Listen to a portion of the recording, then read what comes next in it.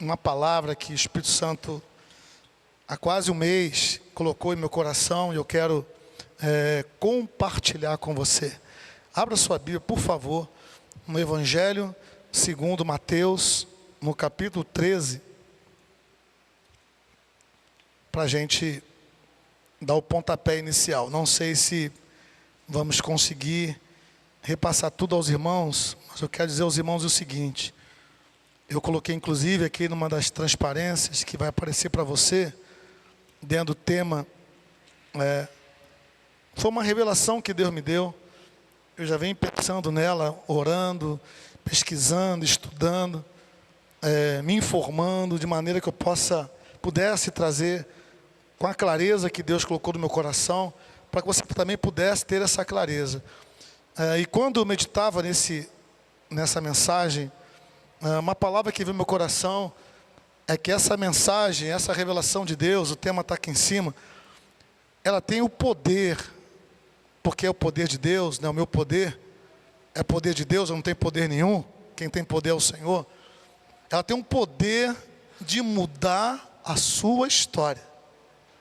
Você vai poder dizer antes e depois. Você vai poder fazer você vai poder olhar para trás depois, na sua caminhada, na sua jornada, olhar para trás e dizer, olha, naquele dia, aquela mensagem, o Espírito Santo fez algo assim, assim, assim no meu coração, na minha mente.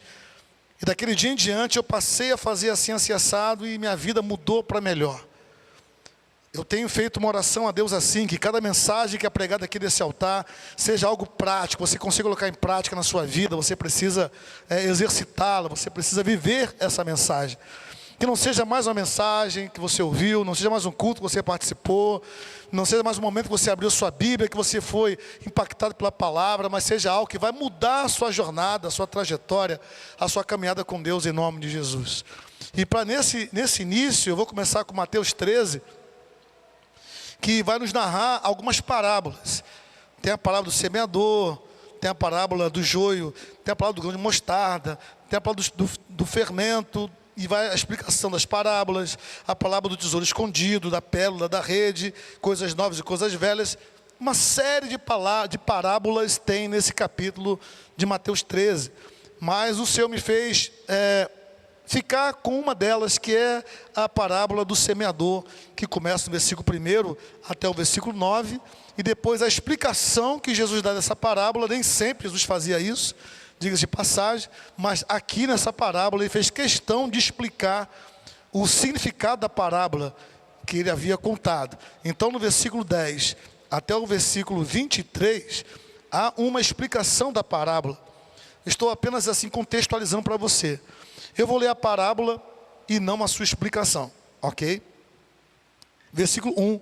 Naquele mesmo dia, saindo Jesus de casa, assentou-se à beira-mar, e grandes multidões se reuniram perto dele, de modo que entrou num barco e se assentou. E toda a multidão estava em pé na praia, e de muitas coisas lhes falou por parábolas, e dizia: eis que o semeador saiu a semear, que é Deus, e a semente é a sua palavra. E ao semear, uma parte caiu à beira do caminho, e vindo as aves a comeram. Outra parte caiu em solo rochoso, onde a terra era pouca, e logo nasceu, visto não ser profunda a terra. Saindo, porém, o sol a queimou, e porque não tinha raiz, secou-se. Outra caiu entre os espinhos, e os espinhos cresceram e a sufocaram. Outra, enfim, caiu em boa terra, e deu fruto a 100, a 60 e a 30 por um. Quem tem ouvidos para ouvir, ouça. Você pode fechar os seus olhos? Eu quero orar com você. Espírito Santo, eu não quero ser obstáculo, empecilho. Que a minha voz possa ser a sua voz. Que aqui está na minha mente, esteja na sua mente primeiro, Senhor. Para que meus irmãos possam receber a revelação do Senhor, da Tua palavra. A maior revelação que temos é a palavra de Deus. E é por meio dela, Senhor, que a verdade é estabelecida. Que é desmascarada a mentira. E que nós possamos então confiar na Tua palavra, porque a Tua palavra é lâmpada para os nossos pés, luz para os nossos caminhos. Que o Senhor venha dar entendimento a cada um de nós. Que o Senhor venha mudar a nossa história para melhor. Nesse início de ano tem sido a minha oração. Eu não quero orar para que uma mudança na jornada lá em dezembro, Senhor, quando o ano já está acabando. Nós temos orado desde o ano passado, para que 2025 fosse um ano, aliás, o nosso ano, um ano de Deus, um ano de mudanças. Por isso, o tema do ano é conhecer Jesus, porque somente Jesus tem o poder de mudar a nossa história. Somente Jesus tem autoridade e poder para transformar a nossa realidade. Senhor, no teu nome, Pai, eu coloco a minha vida no teu altar e a vida das tuas ovelhas aqui que estão para me ouvir, e essa gravação, essa live que está sendo transmitida, possa alcançar muitas pessoas, Senhor. Muito obrigado por cada um aqui, em nome de Jesus. Amém. Pois bem, irmãos, deixa eu tentar começar do começo. Coloca, por favor, aqui o tema está aqui, em que fase da vida você está. E meditando sobre isso, fase da vida, me vê essa imagem de uma árvore com as suas diversas fases conforme a natureza, né? Acho que essa árvore aqui simbolizou bem o que o Espírito Santo colocou no meu coração. Pode passar. A ciência vai nos ensinar que a vida se divide em 4 fases, né? A infância, a adolescência e juventude, ali a maturidade e quando ficamos idosos. Dependendo do país, as idades variam, né?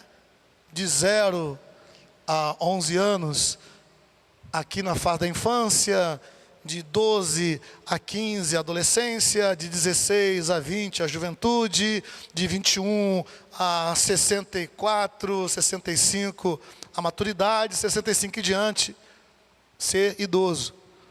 Então você tem, a ciência se debruça sobre isso. Mas eu queria também ver com os irmãos que há outras coisas que Deus criou, que também tem fases, né? Coloca na tela para a gente. Nós temos, por exemplo, as estações do ano. Outono, inverno, primavera, verão. Nós temos também as fases da lua. A lua tem 4 fases. Lua nova, crescente, cheia e minguante. Não é coincidência serem 4, né? Não é coincidência. Já lhe adianto isso. Não é coincidência ser 4 fases na vida, não é coincidência serem 4 estações do ano, não é coincidência termos 4 fases da lua, não é coincidência, porque o nosso Deus não é um Deus de coincidências. Nosso Deus é um Deus de propósitos, de intenções. Deus age com intenções. Deus não age com coincidências, com sorte, com azar. Isso não faz parte do agir de Deus. Deus age com certeza. Por isso que fé não é dúvida, fé é certeza. Pois bem, partindo disso, eu quero não entrar nesse assunto, no que diz respeito à ciência, ou à natureza, ou à criação. Pode passar. Né? Estamos falando de coisas espirituais. Se você observou o texto que a gente leu, né, a semente caiu na beira da estrada, a semente caiu no meio do solo rochoso, a semente caiu no meio dos espinhos, a semente caiu em terra boa. 4 também. Não é mera coincidência, como já falei para os irmãos. Não existe coincidência. Algumas pessoas dizem, existe Jesuscidência, né? Mas coincidência não existe. Então essa parábola vai nos deixar claro que na vida espiritual, depois Jesus explica a parábola, há 4 momentos. A semente é a palavra de Deus, o campo é o mundo, e o semeador que saiu a semear foi o Senhor. E cada uma daqueles locais, a beira da estrada, o rochoso, o meio dos espinhos e a boa terra, tem muito a ver com o coração das pessoas. Tem a ver com cada um de nós. Ok, eu não vou pregar sobre isso, né? Mas aqui está um primeiro conceito que eu queria que você colocasse no seu coração, na sua mente hoje, que é fases, estações, momentos. E eu resumo tudo isso uma palavra: gerações, né? A cada momento há uma geração. A cada fase da vida, a cada estação, há uma geração ali também. E é esse conceito de geração que eu quero que você traga para o seu coração, para a sua mente, né? E assim, a gente vai dar uma passadinha muito breve, vou tentar ser o mais rápido possível, para você discernir isso, né? Pode passar. A próxima lâmina ali, a próxima transparência, vai falar justamente dessa parábola que a gente acabou de ler, que está em Mateus 14, está em Marcos 4, está também em Lucas 8. Né? Então, cada um desses evangelistas retrata, né, transmite essa parábola. E ali estão as 4 fases, 4 gerações, 4 momentos, 4 estações, usando a linguagem que a gente vem trazendo até aqui, até esse momento, né? Pode passar adiante. Pois bem, aí vem a revelação. O que isso tem a ver comigo no meu dia a dia, que pode afetar a minha caminhada, pode afetar minha jornada, pode afetar meu ministério, pode afetar minha família, pode afetar os anos que Deus tem para mim aqui nessa terra. Foi esse o contexto da minha oração a Deus, da minha busca do Senhor, da minha comunhão com Deus nesses dias. Que o Senhor me desse uma palavra que impactasse você. Uma palavra que levasse você a sair da sua zona de conforto. Levasse você a entender o momento que você está vivendo. Porque a vida tem fases. Quer você acredite ou não, a vida tem fases. E se você percebeu na parábola, você vai vendo que era beira da estrada, rochoso, espinhos e boa terra. A boa terra foi o último lugar, né? Foi o quarto, o último lugar. E é nesse contexto, irmãos, que eu quero que você vá comigo. Por favor, pode passar. Nós vamos meditar rapidamente. Vamos falar sobre Gênesis e Êxodo. Essa palavra que Deus me deu está aqui no Velho Testamento. E ela traz muita coisa. Eu não tenho como aqui trazer para os irmãos absolutamente tudo, mas eu vou pedir a você, está sendo transmitido, está sendo gravado, vai ser postado no YouTube da igreja. Depois eu te aconselho, se eu fosse você, pegava um caderno depois, ia pegar essa mensagem em casa, na sua semana, e iria meditar nela de novo, iria revê-la, iria à luz da palavra, ali com o seu celular do lado, pesquisando os versículos, meditando sobre cada um deles. Eu tenho certeza que alguma coisa dos céus vai descortinar nos seus olhos. Alguma coisa dos céus vai se abrir sobre a sua vida em nome de Jesus.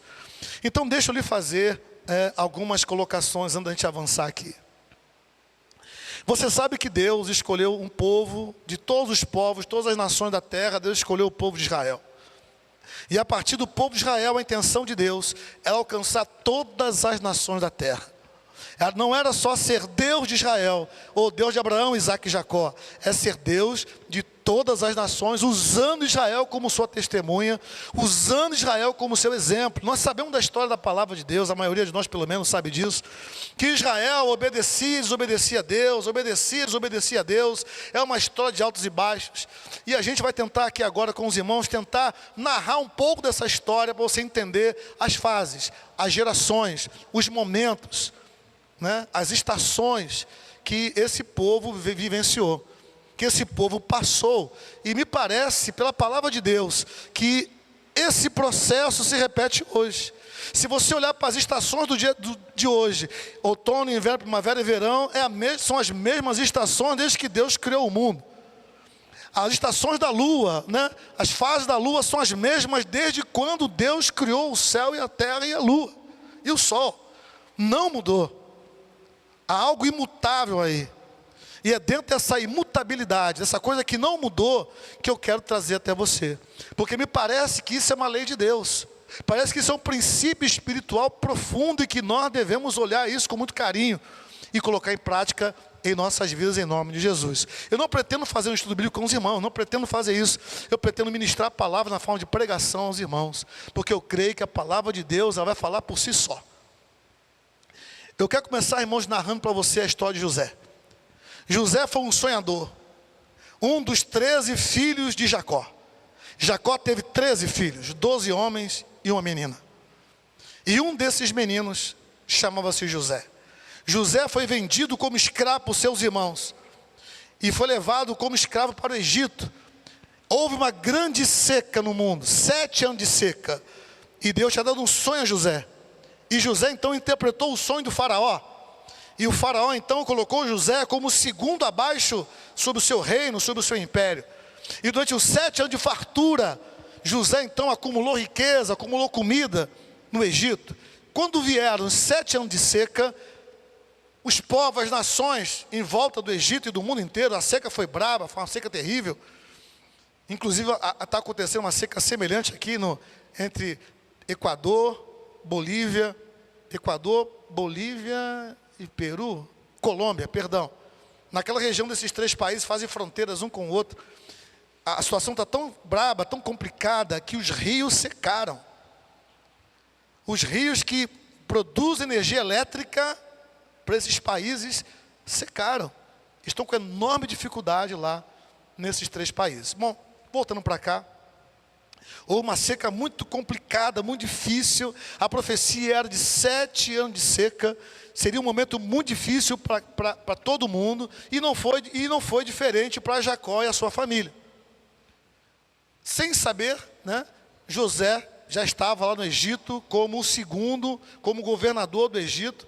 Então, a história vai nos contar que os irmãos de José vão até lá e se encontram com José. José se revela a eles. Toda essa história acontece, uma história linda, a história de José. Mas José era um homem sonhador e um sonho de Deus, e as coisas aconteceram. E nesse processo todo, eu quero ler com os irmãos apenas um pedacinho da Bíblia que está no Gênesis, no capítulo 46. Nesse capítulo 46, só ler, porque quando José, ali no Egito, estava, ele pediu que os seus irmãos trouxessem o pai dele, para sair daquele momento de escassez, porque no Egito havia fartura ainda. Então José queria cuidar do seu pai, para que seu pai e seus irmãos não passassem fome. Então José pediu que Jacó viesse morar no Egito. E Jacó então ficou meio inseguro, se iria, se não iria. E aqui em Gênesis 46, eu vou ler para você, versículo 1 vai dizer: partiu, pois, Israel com tudo o que possuía e veio a Berseba, e ofereceu o sacrifício ao Deus de Isaque, seu pai.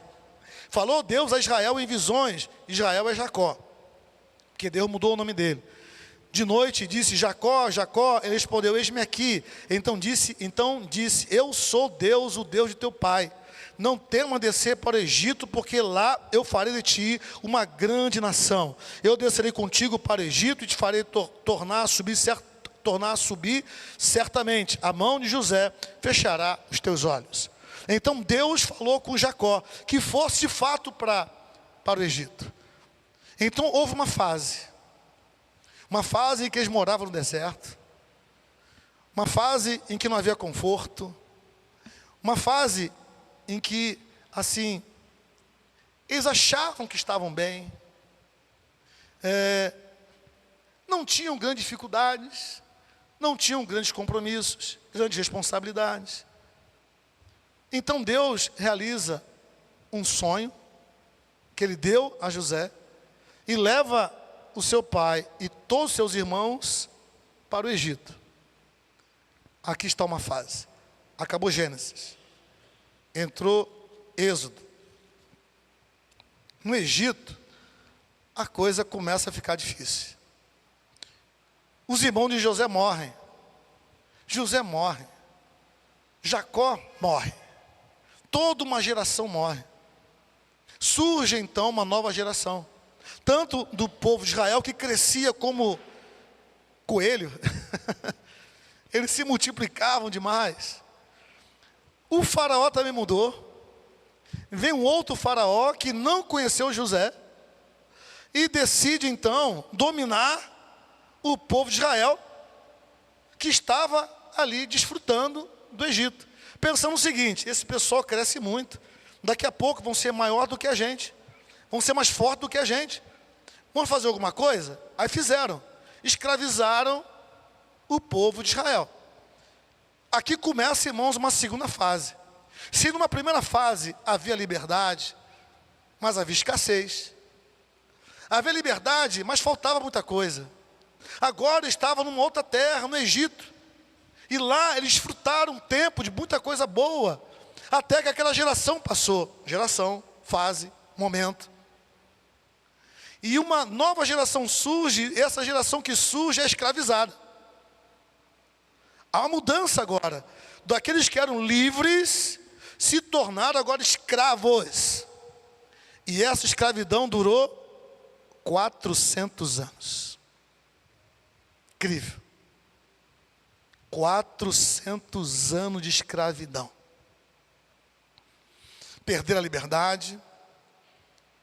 Tinha uma vida muito limitada. Muito limitada. Muita dificuldade. Uma injustiça constante.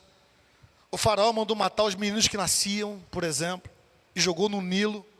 Daí surge a história de Moisés, que você conhece. Essa fase, irmãos, Moisés, ele é criado pela filha de Faraó.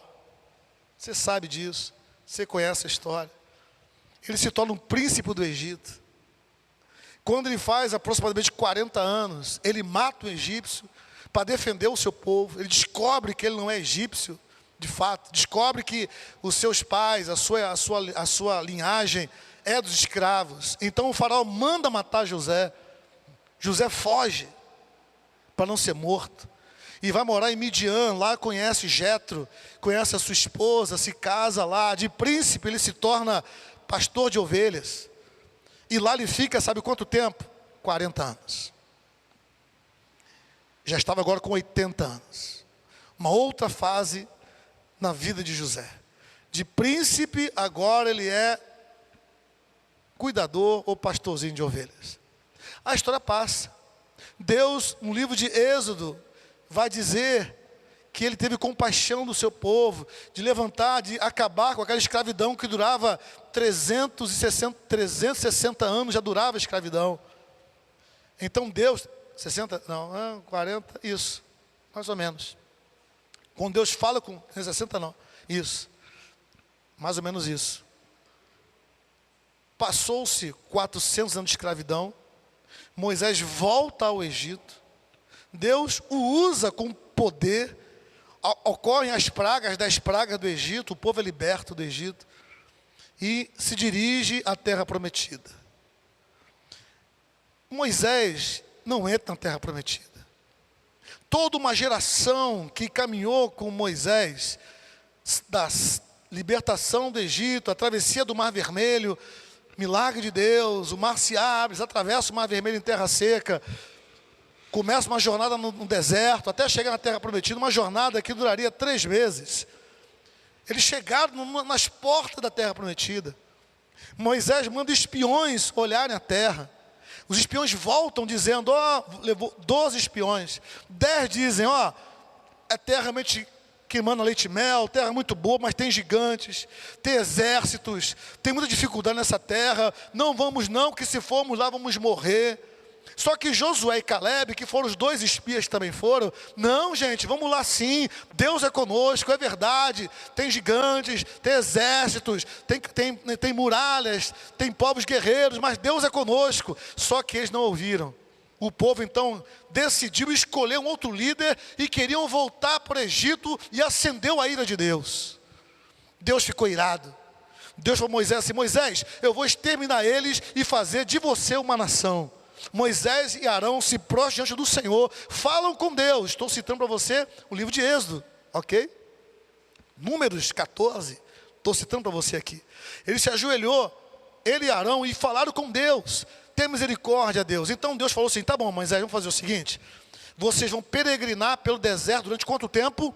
40 anos. Moisés já tinha 80. Iriam peregrinar por mais 40. 40 anos no deserto. Porque o Senhor falou que aquela geração que desobedeceu, aquela geração que não creu, aquela geração que não confiou nele, a mesma geração que viu o Senhor fazer, pelo menos lá, as 10 pragas do Egito, o mesmo Deus que abriu o Mar Vermelho, o mesmo Deus que colocou uma coluna de fogo e o protegeu, o mesmo Deus que colocou uma nuvem para proteger do sol, esse mesmo Deus que deu água da rocha, deu codorniz no meio do deserto, o mesmo Deus que deu alimento a eles, o maná caia do céu todos os dias, esse mesmo Deus, esse povo duvidou. Então Deus falou, ok, vai rodar pelo deserto. E passaram 40 anos rodando pelo deserto, até que aquela geração morresse. E surge uma nova geração. Então eles chegam de novo nas portas da terra prometida. Então Deus diz para Moisés: Moisés, você não vai, quem vai é Josué no seu lugar. Porque naquele dia que eu mandei você tocar na pedra, você bateu na pedra e me desobedeceu. Então a Bíblia vai falar que Moisés foi levado por Deus. Até hoje o corpo de Moisés não foi achado, porque Deus levou para si. E Josué então vai cruzar o rio Jordão, que separa a terra onde eles estavam da terra prometida. Só que antes de cruzar o Jordão, Josué percebeu que aquele povo não tinha uma aliança com Deus. E a aliança com Deus era fazer a circuncisão. Então se circuncidou todos os homens a partir de 7 anos de idade. E passaram um período ali se recuperando da circuncisão. Circuncisão é um pequeno corte no pênis do homem. Então durante 4 dias, 14 dias, 7 a 14 dias, o povo de Israel ficou ali, os homens se recuperando da circuncisão. Depois daquele período, Deus apareceu a Josué e falou: Josué, agora é hora de atravessar para a terra prometida. Então o Senhor abre o rio Jordão, como abriu o mar vermelho, eles atravessam o rio Jordão e chegam na terra prometida. Dão de cara com a cidade de Jericó, muralhas enormes, um povo de guerra. Só que o povo de Israel era mais de 1 milhão de pessoas. Alguns dizem que chegava a 2 milhões de pessoas. Cruzaram ali, aquilo amedrontou. E Deus, a Bíblia, que Deus colocou medo no coração das nações da terra prometida. Bom, irmãos, eu não vou adentrar, só vou falar mais um detalhe sobre esse assunto, que é: Josué foi conquistando cidade a cidade. Começou com Jericó, depois a cidade de Ai, e cidade a cidade eles foram tomando posse da terra prometida. Ok, acho que fiz um bom resumo para você entender. Agora vamos voltar para os nossos 4. Primeira fase foi com Jacó e José. Aquela fase inicial deles, Jacó foi para o Egito tendo ouvido Deus. Essa fase 1, aí eu quero olhar para a sua vida e para a minha vida. É aquela fase da minha vida na sua vida em que a gente acha as coisas. Nós achamos as coisas, né? Jacó achava que era a melhor escolha de ir para o Egito. José achava que a melhor decisão era trazer seu pai e seus irmãos para o Egito. Havia um achismo até que Deus falou. Mas havia um achismo. Nós temos essa fase, você e eu, uma fase de achar que sabemos o que é certo para nós, uma fase em que nós achamos que sabemos tomar decisões e fazer escolhas, uma fase que não temos tanta certeza, mas decidimos. Achamos que tal caminho é o melhor, tal decisão é melhor, tal opção é melhor, sem muita responsabilidade, sem muito compromisso com Deus. Eu creio que você já passou por essa fase na sua vida. Eu já passei por essa fase, em que você toma decisões lá no futuro, quando você mudar de fase. Você vai olhar para essa fase e dizer: meu Deus, como é que eu tomei essa decisão lá atrás? Como é que eu fui tão ingênuo? Como é que eu fui tão tolo? Como é que eu falei isso? Como é que eu fiz aquilo? Como é que eu fiz aquela dívida? Como é que eu me comprometi com aquelas situações todas? Meu Deus! Mas enquanto estamos dentro da fase, achamos que foi a melhor escolha. Achamos que foi a melhor decisão. Achamos que foi o melhor caminho que a gente escolheu. Só que esta fase, irmãos, olhando para Jesus, é a beira da estrada. A fase que te acha tudo. A gente não vai ouvir Deus, a gente não quer ouvir o pastor da igreja, a gente não quer nem ler a Bíblia, porque lá no nosso íntimo a gente sabe que a decisão que a gente está tomando, Deus pode não gostar. A decisão que a gente está tomando, pode ser que a Bíblia diga o contrário. Então, para não saber o que a Bíblia diz, eu não vou ler a Bíblia, eu não vou à igreja. Para que eu vou para a igreja? Para ouvir Deus falar comigo e dizer que aquilo que eu estou fazendo está errado? Então, não está bom, não está ruim, mas eu estou levando a minha vida do jeito que está. Eu estou tomando decisões, fazendo escolhas, visando o melhor para a minha família, na melhor das intenções. Certa vez eu ouvi alguém dizer, e é muita verdade isso, que o inferno está cheio de pessoas bem intencionadas. E nós erramos demais por não reconhecer que precisamos ouvir a voz de Deus. A primeira coisa que Jacó fez, irmãos, foi oferecer um sacrifício a Deus. Eu preciso saber, ainda que meu filho, que agora é governador do Egito, é um homem rico, é um homem que pode me sustentar lá, sustentar minha casa, minha família, meus filhos. Eu não sei se é vontade de Deus. Eu não sei se Deus quer que eu vá para o Egito. E Egito, irmãos, a simbologia do Egito é algo muito ruim, teologicamente falando. Quando falamos de Egito, estamos falando de escravidão. Quando falamos de Egito, estamos falando de escassez. Quando falamos de Egito, estamos falando de coisas ruins, de um dominador sobre nós, teologicamente falando. Então Jacó, ele saiu da fase do achismo e falou: deixa eu ouvir Deus. Ele foi ouvir Deus. E quando ele ouve Deus, a segunda fase começa. Ele então vai para o Egito. Lá no Egito, ele tem ouvido Deus, ele não foi escravizado, seus filhos não foram escravizados, sua família não foi escravizada. E passou-se anos, eles morreram, todos eles morreram, e uma outra geração veio que foi escravizada. Quando começa essa fase, é o que eu chamo de fase 2, é a fase da descoberta. Um dia você, como adolescente jovem, você queria tomar suas decisões, fazer suas escolhas, você era inconsequente, eu também fui muito inconsequente. Você tomou decisões, você experimentou coisas, você fez coisas, você andou com certas pessoas, você andou em certos lugares, porque você achava que era o certo. Você olhava os conselhos do seu pai, da sua mãe, e pensava assim: eles não sabem de nada, eu sei o que é melhor para mim. E assim você foi experimentando isso, experimentando aquilo, indo para tais lugares, se relacionando com certas pessoas, porque você vivia a fase do achismo. E agora, você está numa segunda fase. Uma fase em que a realidade cai no seu coração. Uma fase que você descobre que aquilo que você achava que era o certo, não era tão certo assim. Que aquelas pessoas que você achava que eram suas amigas, na verdade não eram suas amigas. Que aquilo que você experimentou, que você achava que era bom, na verdade era muito ruim. Começa uma fase de descoberta. Eu achava que era livre e agora me vejo escravizado. Escravizado pelas dívidas, escravizado pelas drogas, escravizado pelo vício, escravizado pelo pecado. Eu achava que era livre e agora me vejo um escravo. Uma segunda fase. Não tem liberdade, não tem autonomia. Uma escravidão. Algo que muitas vezes é inesperado. Eu não sei se você está vivendo essa fase, em que as suas escolhas, as suas decisões, estão sempre dependendo de alguma coisa. Você até quer decidir, você quer até caminhar, mas sempre depende de algo que não depende de você, que não está ao seu alcance. Eu quero sair das dívidas, ok, que depende de você, você já fez. Mas continuam as dívidas, e aí? Não depende mais de você. Entende a escravidão? Você até quer se relacionar, manter um certo relacionamento com uma pessoa, mas aquela pessoa não quer, ou você não quer, e você não consegue se libertar desse relacionamento, não consegue dar um não, não consegue se afastar, porque você está escravo.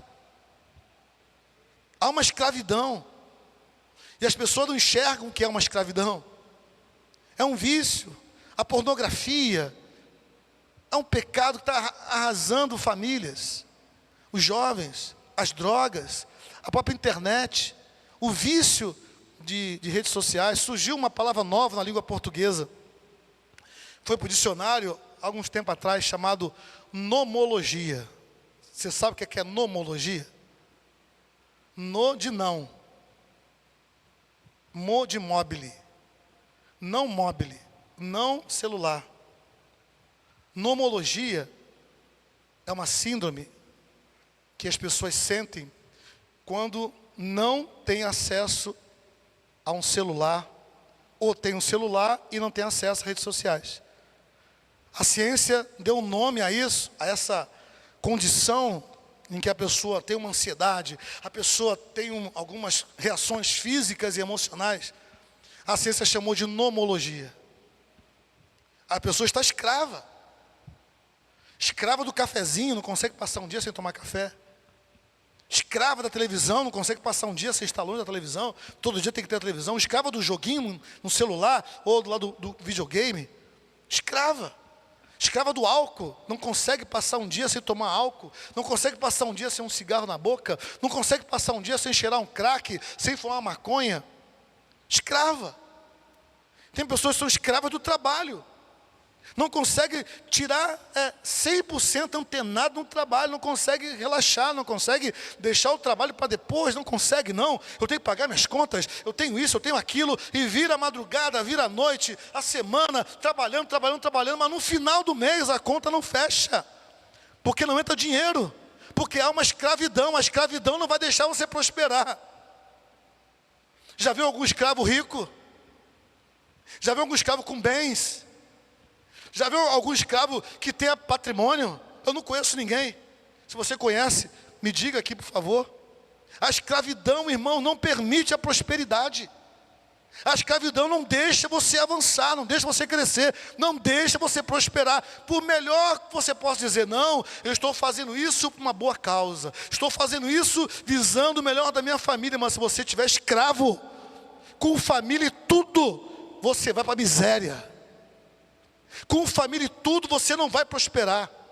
Por mais que você vá à igreja, você busque a Deus, se essa escravidão não for quebrada na sua vida, se você está vendo essa fada escravidão, não foi despertado ainda, que o Espírito Santo desperte você agora. Você precisa da escravidão, essa fase da sua vida precisa passar. São fases. Primavera é uma fase muito linda, árvores, plantas, de repente vem o inverno, some as plantas, há uma vegetação sem flor, de repente vem um verão, esse verão estamos vivendo aqui, um calor, cada fase. Passam as fases. Mas tem pessoas da mesma fase há muitos anos. Há 400 anos uma escravidão. Fases que passam, ou que deviam passar, mas não estão passando. Mas há uma terceira fase. A terceira fase é quando Deus toca em Moisés. Diz a Moisés voltar para o Egito para libertar o povo. Diga para o seu irmão aí, ó, a escravidão não é a vontade de Deus para a sua vida, seja lá qual for. Não é vontade de Deus para a sua vida. Então Deus levantou alguém, Moisés. Moisés foi lá com o poder de Deus, libertou o povo, o mar se abriu, vermelho, cruzaram e foram ao destino da terra prometida. Terceira fase começa. Moisés com 80 anos, garotão, vou chegar na terra prometida. Bora. Passaram por desertos, montanhas, dificuldades, lutas. Essa terceira fase, irmãos, eu chamei, que é a fase que a gente cai na real. Pode passar aqui, por favor. Ó, escravidão, libertação. Vai. Eu esqueci de pedir para passar. Fase da libertação. É quando a gente é liberto desse domínio que o diabo exerce sobre as pessoas e que não deixam elas enxergarem primeiro que estão escravas. E quando a pessoa enxerga que está escrava, ela faz alguma coisa para se libertar. Aí vem Jesus, glória a Deus por Jesus. Ele vem e diz para mim e para você: vinde a mim, vós estáis cansados e sobrecarregados, e eu vos aliviarei. Aí ele abre o livro de Isaías, no capítulo 51, e vai dizer assim, que ele veio para pôr em liberdade os cativos. Cara, que coisa linda, que coisa maravilhosa. É saber que o Jesus é o nosso Moisés. É saber que Jesus é aquele que veio para nos libertar. É saber que Jesus veio sobre nós para acabar com a escravidão, operar um milagre como aconteceu ali, abrir o mar vermelho e nos conduzir. A intenção de Deus é nos conduzir à terra prometida. Deus tem uma terra prometida para você. Deus tem uma terra prometida para a sua igreja. Deus tem uma terra prometida para o seu povo, para mim e para você. Deus tem uma terra prometida. O que você está vivendo não faz cosquinha na terra prometida que Deus tem para você. É uma terra que manda leite e mel, irmãos. É uma terra que nem olhos viram, nem ouvidos ouviram, não penetrou em coração humano. É a terra que Deus tem para você e para a sua família. Pode ter certeza que é melhor que a terra que você está vivendo hoje. Pode ter certeza que é melhor que a terra que você está passando hoje. Deus tem algo maior e grandioso a realizar na sua vida. Ele tem. Ele tem. Aquele povo, irmão, tinha uma cabeça de escravo. Quando são libertos, eles permanecem com a cabeça de escravo. E caminham então com Moisés com a cabeça de escravo. 40 anos rodando no deserto para que aquela mentalidade de escravo fosse morta. Porque Deus não quer fazer de você um escravo.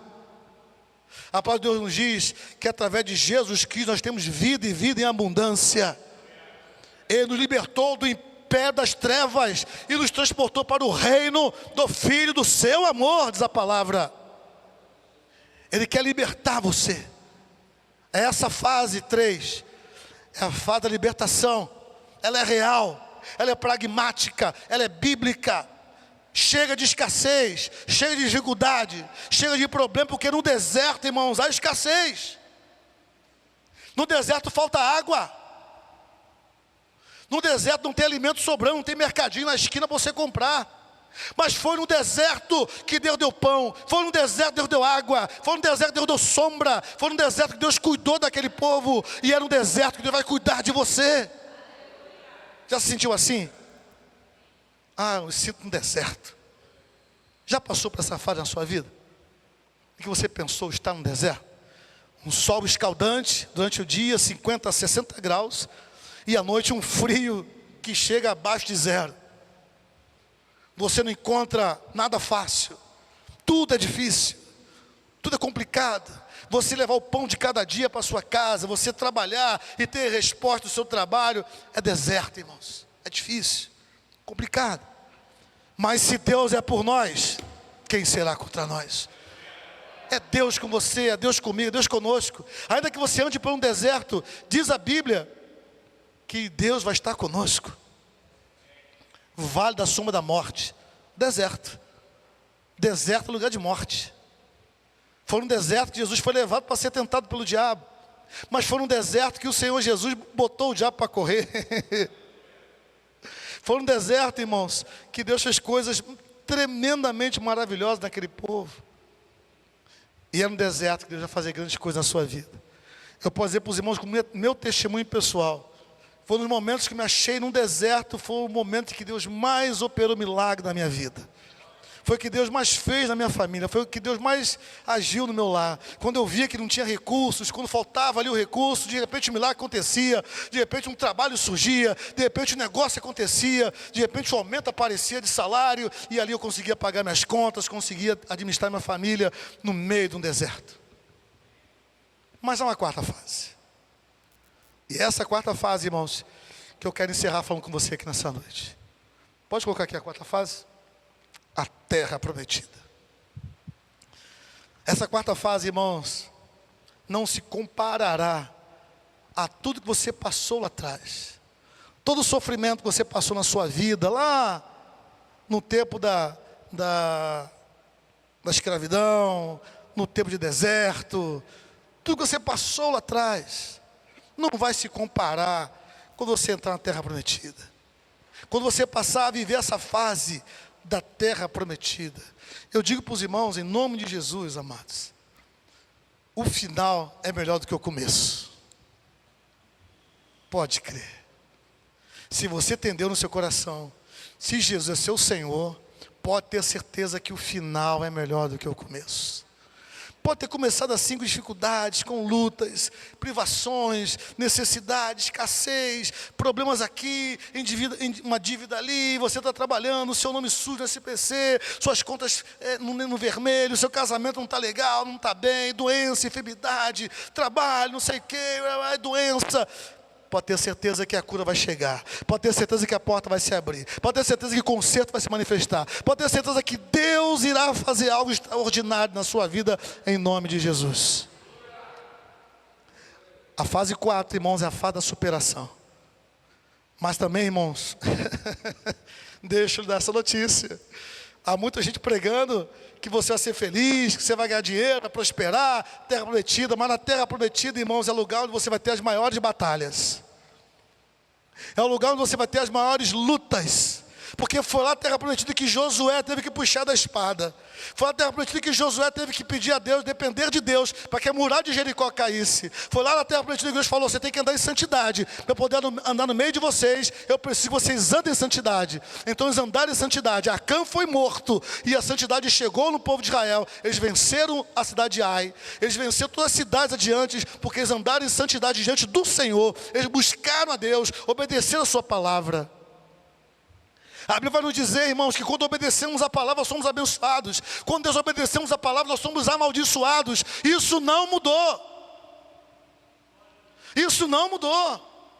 Se você obedece no século 21 a Deus, Deus vai te abençoar. Se você desobedece a Deus no século 21, a maldição vai te alcançar. Não tem atalhos, não tem negociar com Deus. Não tem negócio com Deus, é a palavra dele se cumprindo. E Josué então, irmãos, com o seu exército ali, com o povo de Israel, enfrentou batalhas que eles perderiam. Foi uma batalha muito singular entre eles. Eles eram 5 reis, se juntaram contra o povo de Israel. 5 reis, 5 nações. Se levantaram contra Israel, eles eram muito mais numerosos. Cerca de 5-1, 4-1. Não tinha como Israel vencer. Eles foram confiantes em Deus, levaram a arca da aliança, buscaram o Senhor. Os sacerdotes estavam ali, tocaram a trombeta e foram para a guerra. De repente, irmão, Deus mandou fogo do céu. Mandou as bolas de fogo e dizimou parte do exército dos inimigos. Não foi todo não, porque aquele povo de Israel, Deus estava ensinando eles a lutar.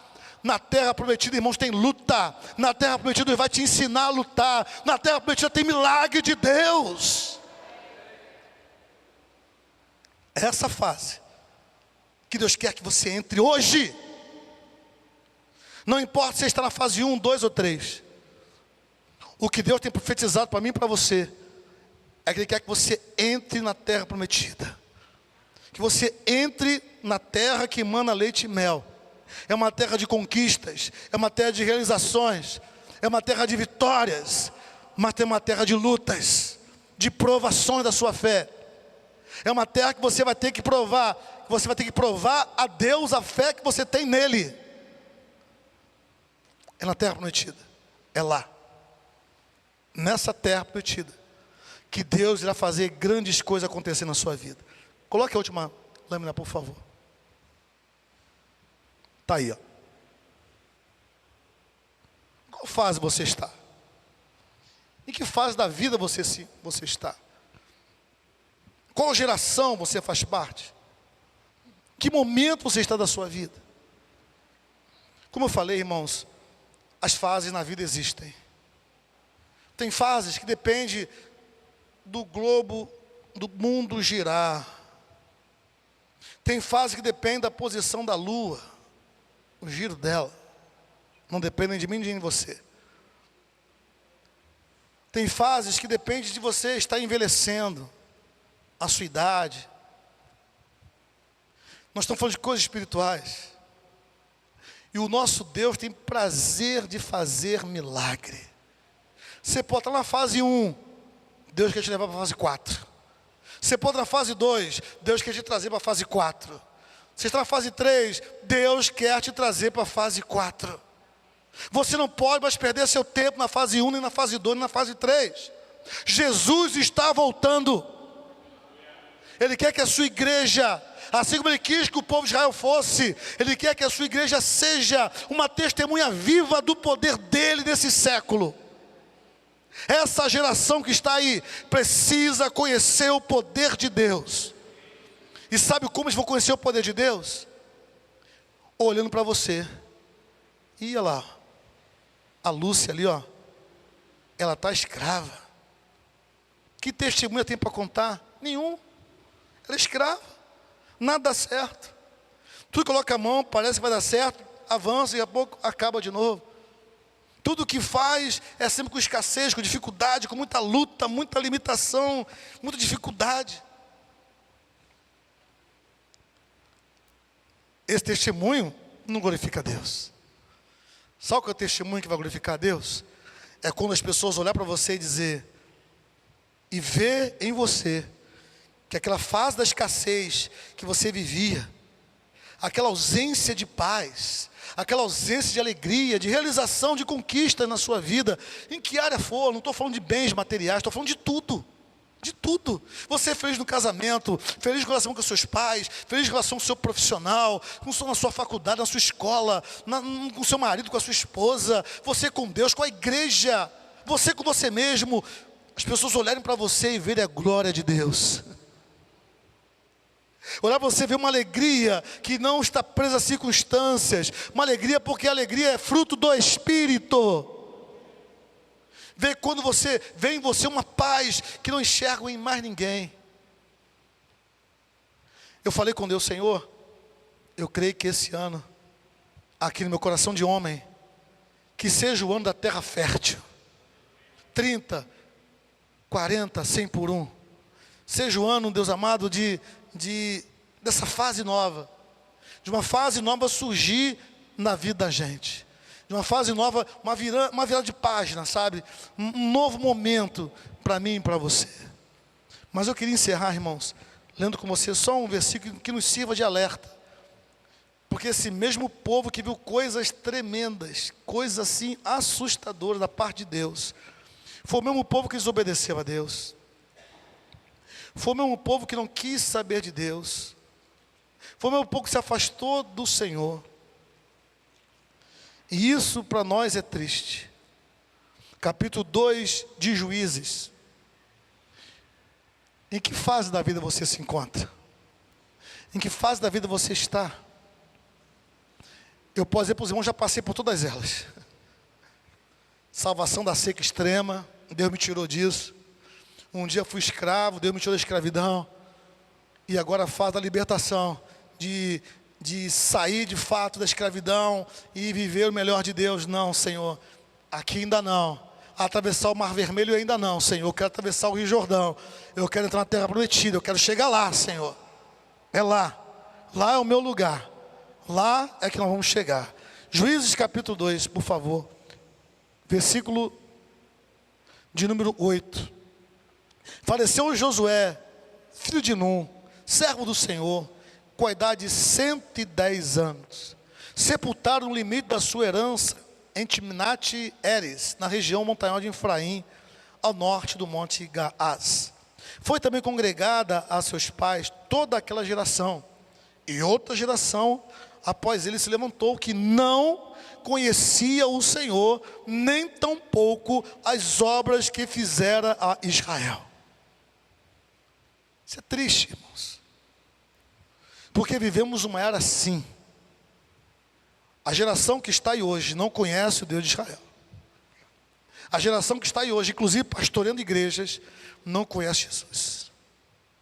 O que estamos vendo de testemunho ou de testemunhos, o que estamos vendo de ministração, de palavras, que não tem nenhuma base teológica, tirado do seu contexto, para justificar algo à igreja, para justificar uma oferta, para justificar um comportamento, para justificar uma ação daquele líder, daquela igreja. Irmão, já na minha cabeça aqui como homem, vou usar uma expressão capixaba, eu acho que é capixaba, já torou a minha cabeça aqui, ó. Eu como ser humano já não aguento mais de ouvir escândalos dentro da igreja, de ouvir pregações e manifestações que atribuem ao Espírito Santo, mas nada mais é do que manifestação da carne que estão dizendo que é do Espírito Santo. Mensagens que dizem que vêm de Deus, mas que no final delas sempre vai escorrer, sempre vai cair na velha petição de dinheiro para os incautos que frequentam igrejas. Vivemos um momento, irmãos, em que a igreja do Senhor precisa fazer alguma coisa. Versículo 11 vai dizer: então fizeram os filhos de Israel o que era mal perante o Senhor, pois serviram aos Baalins, deixaram o Senhor, Deus de seus pais, que tiraram da terra do Egito, e foram após outros deuses, dentre os deuses das gentes que havia ao redor deles, e o adoraram e provocaram o Senhor a ira. O que estamos assistindo hoje, irmãos, é a ira de Deus acontecendo no mundo. É a ira de Deus acontecendo na sociedade. Todo dia você vê, toda semana um avião cai. Quando isso acontecia antes na história, irmãos? Toda semana um avião caindo no Brasil, no mundo. Uma crise sem precedentes na área econômica. em que a gente vai ouvir alguém falar para a gente economizar, não comprar o que é caro, ao invés de trabalhar na economia para a economia dar um resultado para o cidadão. Vivemos um momento difícil, irmãos, como cidadão. No nosso país há uma crise política, uma crise social, uma crise econômica. Um mundo em que os políticos, no Brasil, em que os políticos pensam só no bolso deles, não pensam em mim nem em você, não pensam no cidadão. Uma sociedade corrupta, uma sociedade idosa, o carnaval está chegando aí. Vão ver mais idolatria, vão ver mais a provocação da ira de Deus. Os irmãos viram o incêndio lá em Los Angeles. Mas ali foi porque o fogo, o clima, as mudanças climáticas, foi juízo de Deus, irmãos, em nome de Jesus. Abre o seu olho. Aquele incêndio não tem resposta na ciência. Estão lá tentando achar uma resposta para aquele incêndio. Até hoje não publicaram uma resposta, porque queimou, tanto que queimou dessa vez, lá em Los Angeles, nos Estados Unidos. Aquilo foi mão de Deus, aquilo foi juízo de Deus. E está acontecendo hoje no mundo, na igreja, é a mesma coisa. Deus está irado contra a igreja. Deus está irado contra o seu povo, porque o povo de Deus deveria manifestar o poder dele, o povo de Deus deveria manifestar a santidade, o povo de Deus deveria buscar a ele, o povo de Deus tinha que pregar e viver o evangelho. Esse povo está vivendo como vivem as pessoas do mundo, buscando poder político, buscando poder social, buscando o poder do dinheiro, ao invés de buscar o poder de Deus, andar em santidade, arrepender-se, porque está próximo o reino dos céus. Jesus está voltando. Que aproveita você ter uma boa casa, você ter renda, você ter dinheiro e perder salvação. A salvação é mais importante do que a sua casa, a salvação é mais importante do que o seu dinheiro, a salvação é mais importante do que o seu trabalho, a salvação é mais importante do que a sua própria vida. A sua salvação, Jesus pagou um preço por ela, não foi de graça não. Recebemos de graça, mas custou muito caro. O Filho de Deus morreu na cruz por mim e por você. Ele deu a sua vida por nós pecadores, e por graça e misericórdia Ele nos recebeu. Quando nós pedimos perdão dos nossos pecados, Ele é fiel e justo para nos perdoar os pecados e nos purificar de toda injustiça. Não há outro caminho para a salvação, senão por meio de Jesus Cristo, nosso Senhor e Salvador. Essa geração que está aí precisa ver e ouvir e ver esse Deus que faz milagres, esse Deus que ressuscita mortos, esse Deus que chama à existência as coisas que não existem, esse Deus que traz para mim e para você um outro estilo de vida que não o estilo de vida que esse mundo oferece. Esse mundo fala de revidar. Esse mundo fala que você não tem que ter sangue de barata, que você tem que revidar, você tem que fazer isso acontecer, não sei o quê. Enquanto o Evangelho fala que se bater numa face vira outra. O Evangelho fala que se pede a tua capa, a sua túnica, dê a outra. O Evangelho é outro, o Evangelho de Jesus é o Evangelho do amor. Amar o próximo como a si mesmo, amar a Deus acima de todas as coisas. Há um Evangelho, irmãos, que é embrionariamente ligado a Jesus, mas o evangelho que está sendo pregado aí é um aborto em relação a Jesus, não tem nada a ver com Jesus, nada a ver com o reino de Deus. Em que fase da vida você está? Você só vai continuar vivendo a fase que você está vivendo se você quiser. Se você quiser. Porque o Senhor, como tem para Israel a promessa da terra prometida, o Senhor tem para mim e para você uma promessa de uma terra prometida aqui na terra. O céu, a música que eu gosto, né? O cantor fala assim: o céu é o meu lugar depois que eu morrer. Mas enquanto eu estou vivo, qual é o meu lugar? Eu lhe digo, a terra prometida, a terra que Deus tem para você, a terra que o Senhor separou para você. Sabe o que é legal, irmãos? Quando você olha para a Bíblia, quando Josué chegou no momento que ele achou que Deus orientou ele, que já era o momento de parar um pouco as guerras, ele chamou as tribos e dividiu a terra já conquistada entre eles. Manassés vai para cá, Judá vem para cá. Ele foi dividindo a tribo dentro da terra que eles conquistaram. Havia uma harmonia entre eles, e houve ali uma divisão entre eles. Eu só posso dividir aquilo que é meu. Aquilo que não é meu não tem como eu dividir. E Deus está chamando você para participar dessa mesa, em que Ele quer colocar na tua presença, ó, está aqui essa terra para você. É sua terra. Eu conquistei para você. E nós temos que fazer a nossa parte também, que é o nosso esforço, cada um de nós, de andar em santidade, de buscar a Deus, de andarmos debaixo de confissão, de nos submeter à autoridade que Deus constituiu sobre a igreja, de nos ligarmos à obra do Senhor, ligarmos à obra de Deus, fazermos a obra do Senhor, estamos ligados a uma igreja do Senhor aqui na terra, e sermos úteis ao reino de Deus, úteis ao Senhor. Que tristeza será chegar diante do Senhor e o Senhor falar: você é um vaso inútil, eu não te conheço, eu não sei quem é você. Senhor, no teu nome expulsei demônios, no teu nome eu preguei o evangelho, no teu nome eu operei milagres, afasta de mim, não te conheço. Por que essa palavra de Jesus veio? Por causa da desobediência. Deus não mudou. O mesmo Deus do Velho Testamento é o mesmo Deus do Novo Testamento, e que exige da sua igreja obediência à sua palavra. E obedecer a sua palavra, Deus não está se importando com o que você pensa, o que você acha, o que eu penso, o que eu acho. O que importa para Deus é o que está na sua palavra. Aqui, nesse livro. Então a quarta fase é a fase que Deus quer para você. Vamos ficar em pé.